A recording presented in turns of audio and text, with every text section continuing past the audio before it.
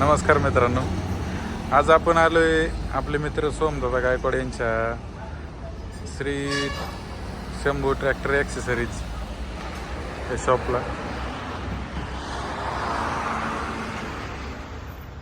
पाहू शकता तुम्ही सर्व प्रकारचे फायबर कॅनोपी आणि ॲक्सेसरीज ट्रॅक्टरच्या बसवण्याचं काम आपले मित्र या ठिकाणी करतात. आज या ठिकाणी ट्रॅक्टर आलेला आहे स्वराज 744 XT, नवीन मॉडेलमधला ट्रॅक्टर आहे बघा. आणि या ठिकाणी काम चालू आहे कॅनोपी बसवायचं. त्यासाठीचा जो ROPS आहे त्याचं फिटिंगचं काम या ठिकाणी सोमदादा करता येईल. ते पाहू शकतो आपण ROPS बसवतो.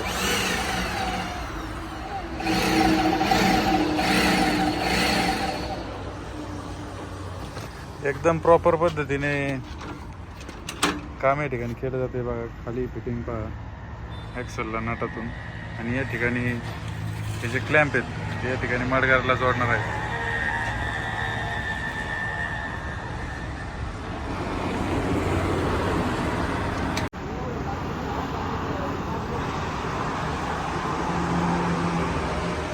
या ठिकाणी आपण पाहू शकतो शॉपमध्ये ॲक्सेसरीज आहेत. कॅनोपी असतील, ROPS असेल, या वेगवेगळ्या प्रकारच्या लाईट्स असेल, स्टिअरिंग असेल, ट्रॅक्टर संदर्भात ज्या ॲक्सेसरीज आहेत, पुढचे बंपर असतील, वेट असतील, या ठिकाणी सर्व या ठिकाणी मिळतात.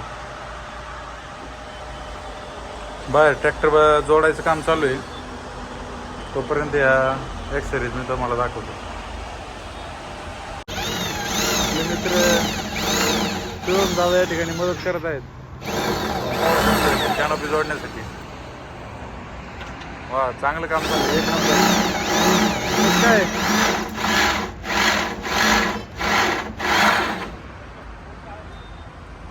एकदम प्रॉपर पद्धतीने या ठिकाणी मड घातला.